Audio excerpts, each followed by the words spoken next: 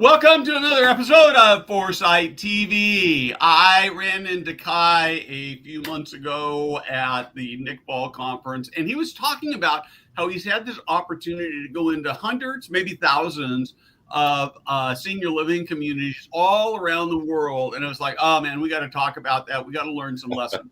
But before we get started with this, a couple of things. I just want to say thanks so much for watching. I know that Foresight's actually not the place for everybody, but if you are a senior living operator or a vendor and you are committed to creating great experiences for residents, team members, and family members, this is the place to be. And so I'm glad you're here. I'm glad you're committed to that. I'd love to hear from you about what you're doing to improve the lives of residents and team members. And we'd also love to hear what we should be talking about, what we can talk about that would serve you better. I mean, this is a great example of having this kind of conversation that says, man, this will make the whole community better. So in addition to Foresight TV, we have so much great content that we produce. There are LinkedIn posts. There's the Foresight podcast that Rachel Hill runs. There's Tech Tuesday, where we talk about all things tech as a live stream. But the most impactful thing that we do is the Foresight website, where we publish new leadership content every day. It's free. It's easy to subscribe to. You can see the QR code up on the screen, or you can use the link in the chat. And lastly, I just want to say I appreciate your passion for our industry and the people we serve. So first this, and then we'll be on with our conversation.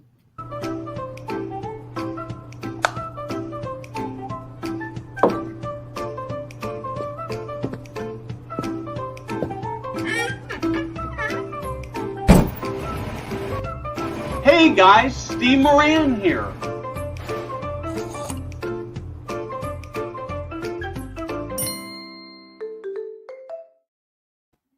Kai, welcome. Happy New Year. Let's start with a little introduction of who you are, what you do, what you're passionate about. Oh, sure. Okay. So Kai Hsiao here. I'm currently with Keppel. Keppel's a Singapore-based company, and we do investments in healthcare worldwide. Right now we own 50% of Watermark retirement communities. They're based here in the U.S. And we just started a new senior living platform out in Asia as well, called Sindora. And that started in the beginning of January 2024. And then before Keppel, I ran Eclipse Senior Living. Before that, I was at HCP or Health Peak. And then before that, I ran Holiday Retirement. Terrific. Well, I'm really excited to dig in. I want to first say that I'm a huge fan of Watermark. I know their founders. I've stayed in some Watermark buildings and participated in some thought conversations, and what a great company to be invested in. And the video, we've got a video we're going to take a look at. I assume that's from the new venture.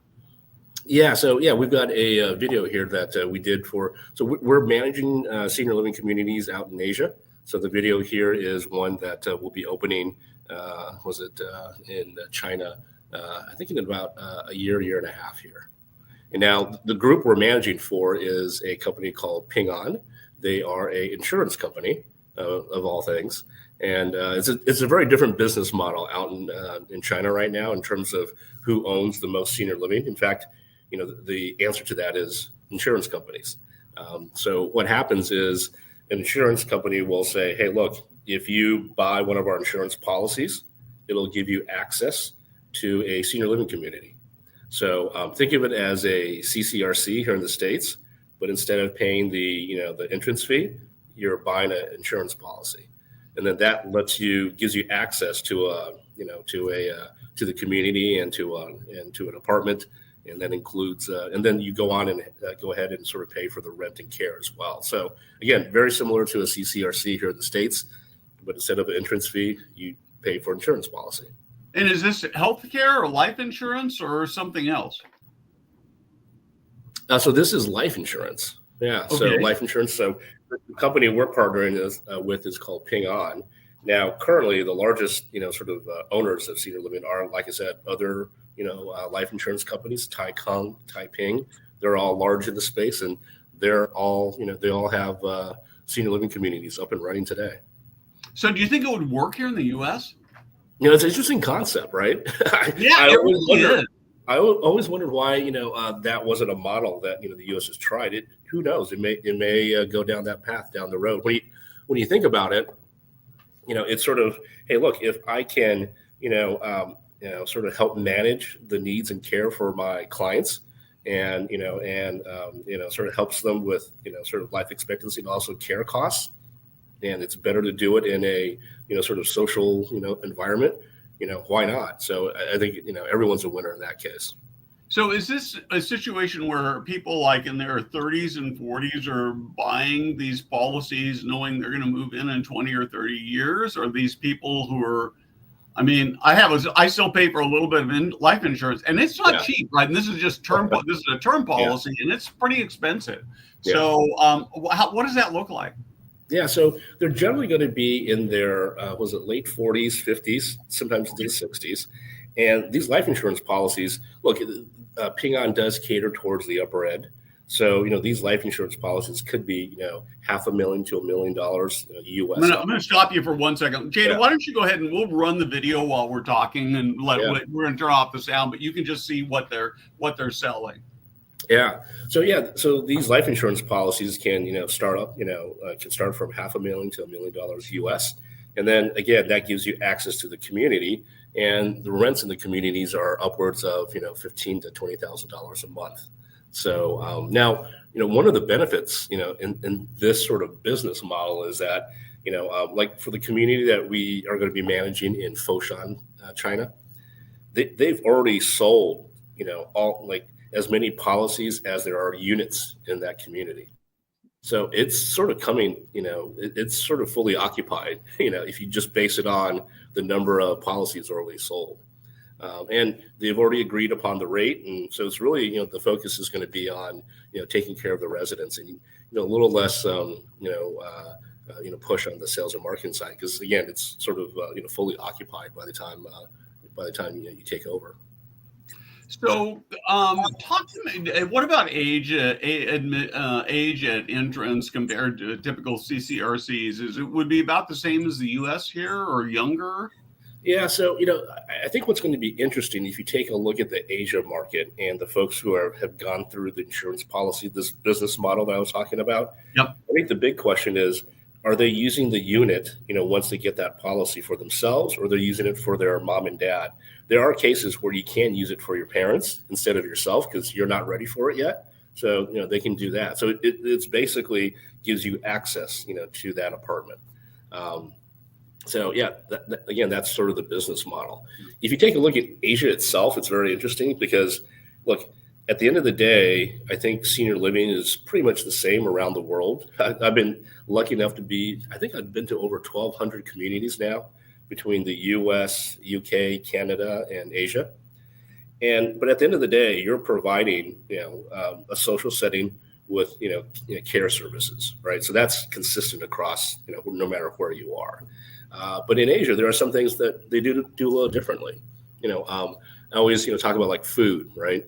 In the US, you pretty much always have, one protein and then like three other, you've got your entree, you've got your starter. But in Asia, it's family style. So you have multiple dishes. So you have to sort of operate it differently that way. Activities in Asia are crazy, because here in the US, I think sometimes you get happy if you get like 10 residents attending an activity. In Asia, when they've got like 500 units, you'll get like 400 plus residents out there all doing Tai Chi at once. It's really quite a sight. So how much I'm really fascinated about this, the activities. There are two things and they're sort of related. One of the things that as I'm watching this video, all the residents are way dressed up all the time. Is that what it's like in real life? I got to ask that first. I mean, that's about as casual right there as we've seen, right? Look, in Asia, I will say, the target market for these communities really is the upper end. Hence, I think some of the dress that you see there. Again, the monthly rents are from $15,000 to $20,000 per month. Yeah, but even here in the U.S., I mean, we do have some of those kinds of communities here in the U.S. Right? We've got some in New York. Yeah. I know we've got some in the Bay Area, and I still think they Yep. probably dress not a whole lot more lot fancier than I do here in Sacramento, California, on a typical day. Right? So. We are a little more formal, and look, being from Taiwan and being from China, we can be a little more formal than usual here in the U.S. So yeah, fewer hoodies and stuff like that. Yeah. I mean, we see people like Mark Zuckerberg and Jeff Bezos, people with hoodies, right, in very public places. So very different. But I want to come back to the life enrichment piece of things. I've long felt like it might be one of the weakest parts of U.S. senior living. That we hire in general people who have high school degrees and maybe either have some experience or have gone through an 80-hour class, and we're asking them to create life enrichment experiences for people who have significant net worths, who've traveled the world, who've done really, really remarkable things, and so they end up being offered things like bingo and balloon padding with pool noodles, and so I'm wondering if that's the reason we don't have better participation. I'm sure there's some cultural parts too, but it seems to me like there are probably some issues with the kinds of things we do. Look, I think again, it's interesting. Folks haven't been in the senior living space in the U.S. for a while. I do think, to your point, there is an opportunity to do better, right? Have more elevated activities, have something be more comprehensive. And that's something that, was done deliberately from the very beginning. We sort of have this opportunity to sort of reinvent the space in a better way here in Asia. So that's what we're going for. And again, I think we're allowed to do that because we are going for a little higher end, target market here as well. Yeah. Well, and I would say, I mean, like I said, I'm very familiar with Watermark. I probably spent more nights in a Watermark than anything else. It's got maybe a human good, and they do have a very elevated life enrichment program. So it's not consistent across but a lot of variety in the industry. So let's just sort of dig in more broadly. What are the things that you're seeing in other countries, or even best practices here in the U.S. that you think that the industry could learn from, could get better at? If you go around sort of, the world, right? So I think Asia is a very, it's a very nascent market. It's still coming along. So there are things that you can just, sort of, again, they get the concept of senior living, but can you elevate it in Asia? You have the ability to do so there. Getting lots of inquiries and calls of, or the need of doing some senior living in the Middle East. I was out in, Abu Dhabi, the end of last year, and they're wanting to sort of reinvent senior living in a way that brings people from all parts of the country, so it becomes more of a sort of a social club, right? That's part of the goal of the Middle East, especially with Abu Dhabi. They're just trying to make that a mecca for capital around the world, so they're trying to bring that in. Every country has its certain nuances. In the UK, I think UK's probably followed the US the most.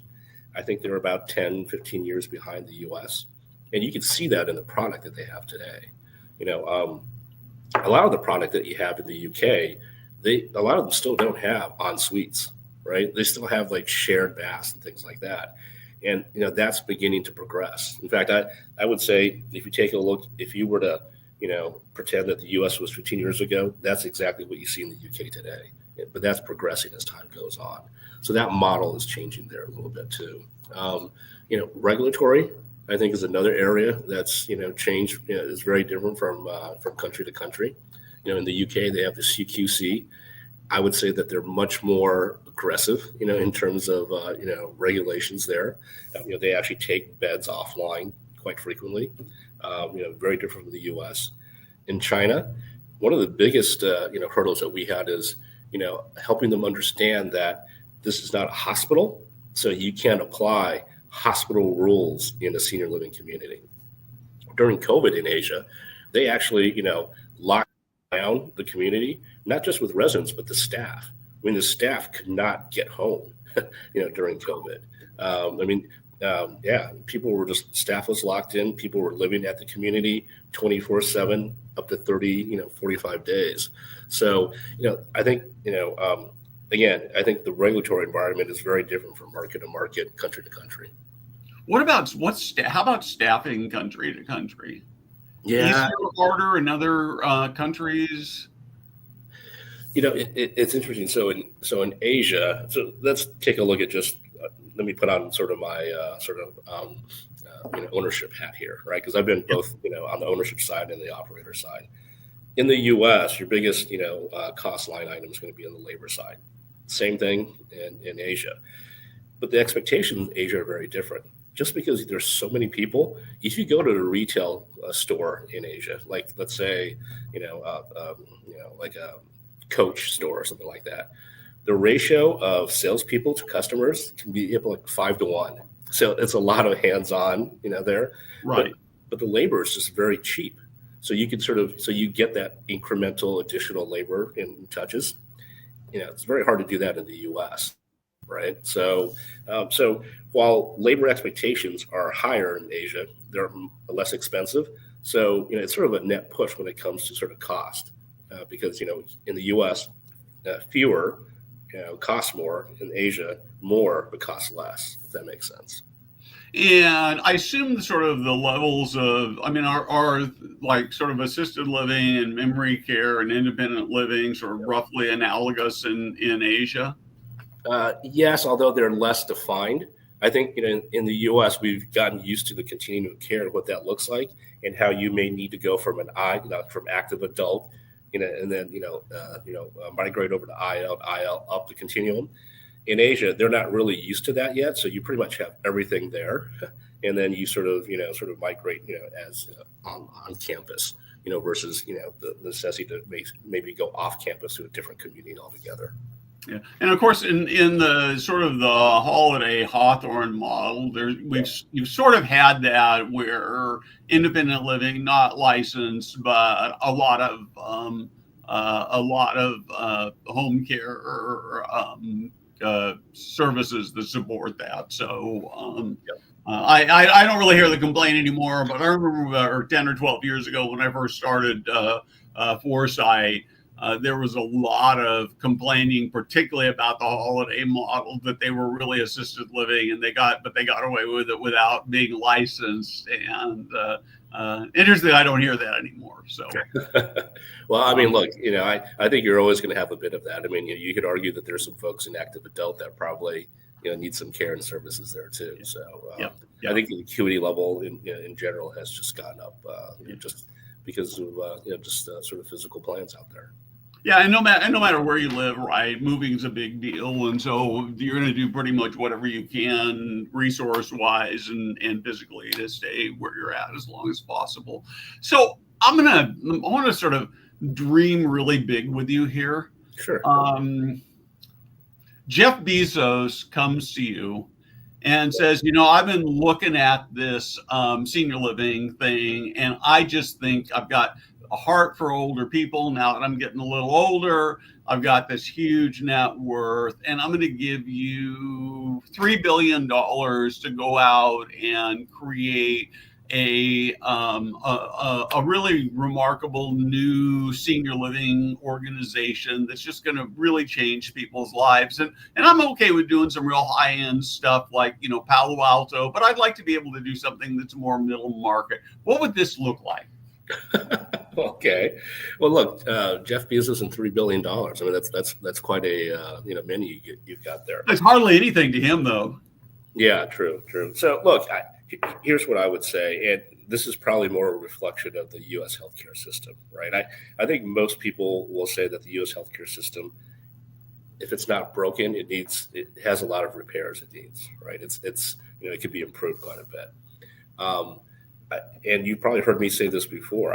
I do think that the companies that could probably would have or see a lot of value from senior living are the health insurance companies, not life insurance companies, but health insurance companies, that the Aetnas or United Healths of the world.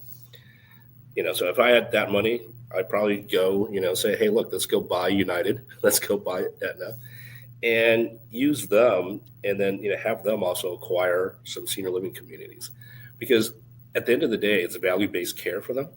And how can I care for Steve or Kai and in the best way possible, in the most efficient way possible? And I think people will say that, look, if you're in a senior living community, the ability to touch multiple people at the same time is there. It's very efficient that way.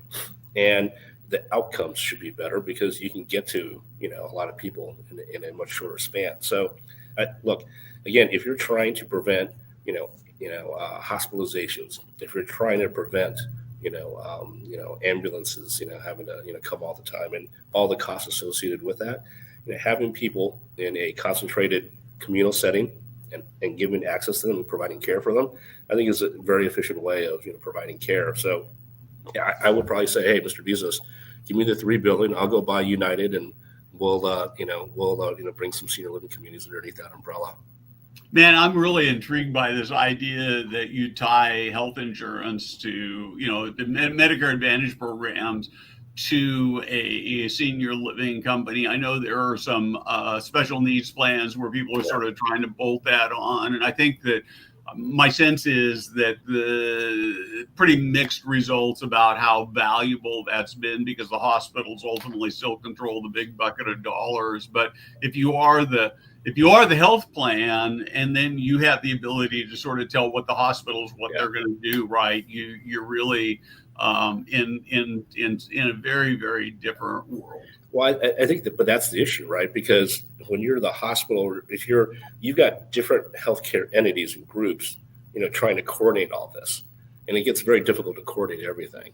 But if it's all underneath one umbrella, that coordination should become much easier, right? So you don't have to, follow the baton, to the hospital, and follow the baton back to the physician. And if it's all underneath one umbrella, then I think it'd be much more efficient that way. Well, and I think we see a mini example of this today with the PACE program. More and more, I'm talking to operators who are providing assisted living to PACE recipients or PACE members. I'm not quite sure what the right term is, because the PACE people have figured out that paying for that is less expensive than anything else they're doing, keeping them at home and transporting them and all those kinds of things. And so I think it's the beginnings of a model. I think the challenge everybody's facing is, how do you get from where we are today to there? Yeah. Look, but I think at some point we're going to have to. I mean, look, there's a lot of things, excuse me, that I think is broken that needs to get fixed. Labor, for instance. Look, at the end of the day, we do need more labor. If you take a look at the pyramid of the age pyramid, before you had a lot of younger people at the bottom and older people at the top. That pyramid is turning upside down now.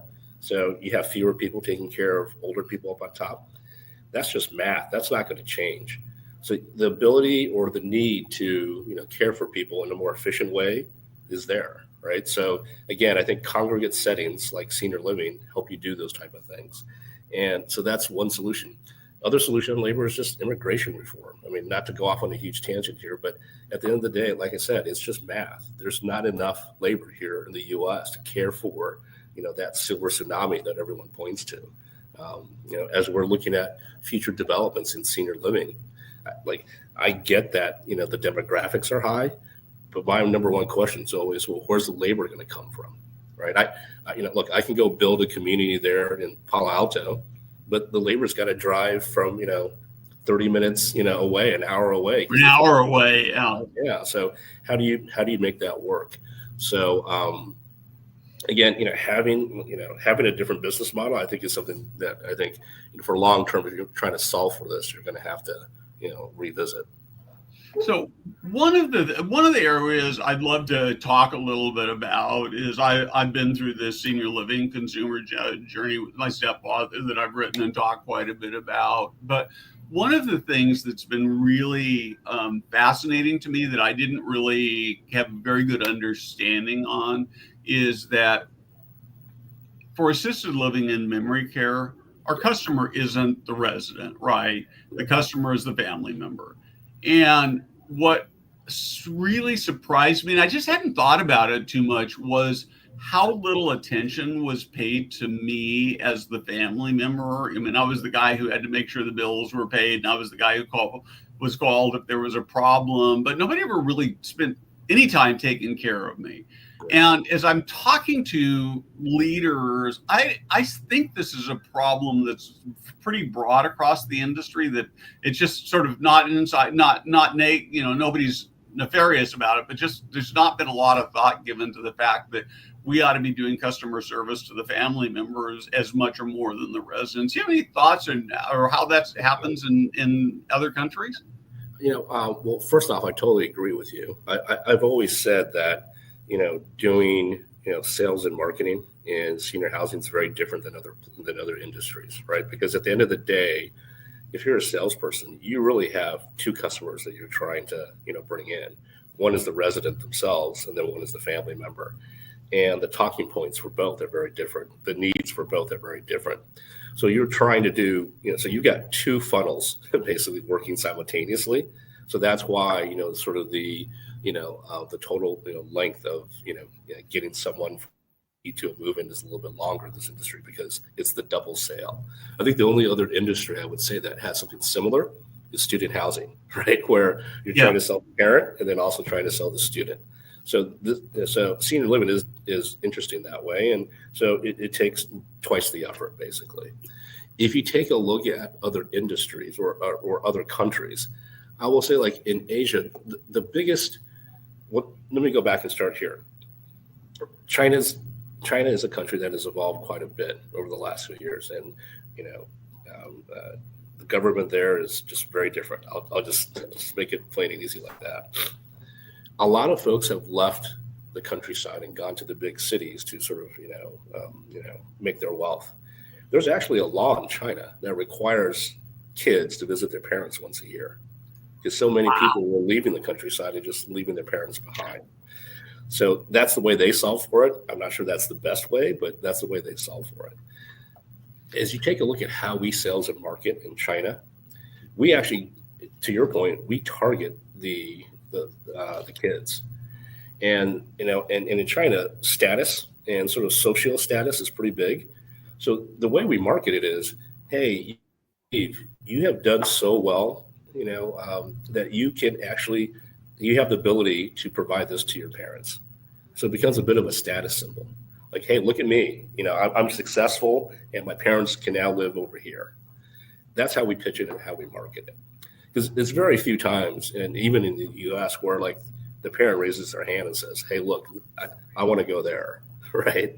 So it's just a different perspective, a different marketing angle that we have in Asia. Well, and the other thing that strikes me, which I actually really like so much, is that it sounds like the public perception about senior living in China is much more positive than here in the US.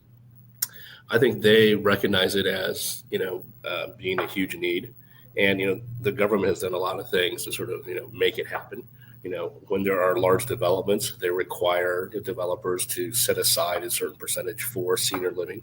I think, similar in the US, they give it for affordable housing, but in China, they actually do it and dedicate it towards senior living. Right. So it's a little bit different. They recognize it as a need and have created programs to sort of fill that need.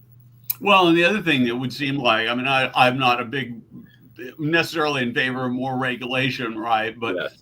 On the other hand, I'm sort of looking at it. So here in Sacramento, where I live, there's still a lot of construction. We're adjacent to the Bay Area, but there's not a lot of land close in. And so I was up putting my dogs in doggy school for a town 60 or 70 miles north of here earlier this week.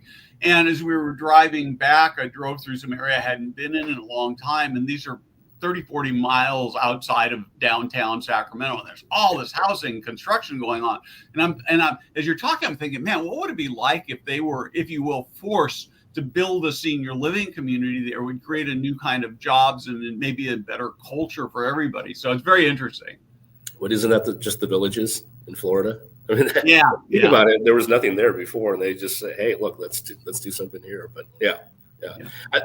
I will say that in the beginning, like I was out in Asia back in 2011, so like 10 years, 20 years ago. They had that concept too, where we'll build something, but they would put it like at the 20th circle in Beijing, which if you don't know, in Asia, they go by like circles, from the center all the way out. Uh-huh. Those communities just never succeeded because they're just so far out. And at the end of the day, again, you want to see your mom or dad, right? So now it has changed where you get a lot of senior living communities now, just in the mecca, in the heart of everything. There's Ping An is building a community there in Beijing, which is directly across from the Forbidden City. They're building a community there in Shanghai, which is really in the center of. It's sort of like the Times Square of New York. So that mindset has changed quite a bit. Yeah, that's really cool. One more. We're about out of time, but I want to ask you, where do you see, what role do you see technology and maybe even specifically AI playing in all of this? Look, I think there's a lot of opportunity with technology. I think the senior living industry has a lot of challenge with technology adoption. One is, I'm not sure that the talent we have in the industry is the most tech savvy, quite frankly. So that's one. Two is, if you look at the capital structure or how money flows in the industry, like who's making the decision to actually, bring on that piece of technology? Is it the owner or is it the operator, right? The manager. And I think there's a lot of push and tug between there. So those decisions get very convoluted. They're not very clear. And then three is, there's so many times where I get like this, young kid with a hoodie, right? Who's, comes to me and says, look, here's what I created. And I just say, look, I wish you would have spent time like a week at a community first, because you just created something that I don't really need. And if you spent the time at a community, you could probably come up with something that, we actually could use. So I think those are some of the hurdles that are technology. In Asia, we did create our own sort of back office system that integrates property management with CRM, with care planning. So something that you just, it's hard to find here in the U.S. I know there are folks who've been trying to do it for a while. We can all name the names, but they're in China. We just thought, hey, look, if we have the ability to sort of start from scratch, let's give it a try and see what we can do. It's called Teresa, and so ask me in a year, if it's fulfilled everything we want, but. Yeah. So are we going to see that as a new entrance on the technology space here in the U.S. in a year? Again, I think it's tough to start, tech here in the U.S. just because, again, of just how things are structured. It's probably easier for me to sell that, in Asia, because the decision-making process is much clearer out in Asia than here in the U.S. Yeah. So I know I promised we're done, but Jeanette Rogers just asked this really good question. Do you see lessons in the Asian market for middle market here in the U.S. at all? Or is it just not being tackled? Look, I think that the overall business model is something that's very interesting, right? Whether it be a life insurance company or a health insurance company, I just think there's a different way of skinning the cat here. And, the current model of developers, trying to fill a building so they can then sell it and make money. It's a very different business model, and it's really not, the most direct way of, providing care for seniors. It's, look, how many operators or assets have changed hands in the last 2 years? Oh, yeah. Is that really what's best for residents, to have a different ED or staff come in and out? Like, I don't know. It's again, I think what's, the business model, again, has some improvements to make, and there are other business models working in other nations now to probably take a look at. Well, Kai, thank you very much. I wish I had another hour with you. Great conversation. Particularly appreciate it because I know you're not feeling well. And sorry about that. Have no apologies necessary. I feel badly that I still dragged you on, but when it's a live stream, right, it's hard. So I really appreciate it. Thank you. You've taught us a lot and given us a lot to think about. I hope you have a great weekend. Jada, thank you for producing behind the scenes. And we will be back next week with 2 more great shows. Have a great weekend. Thanks, guys.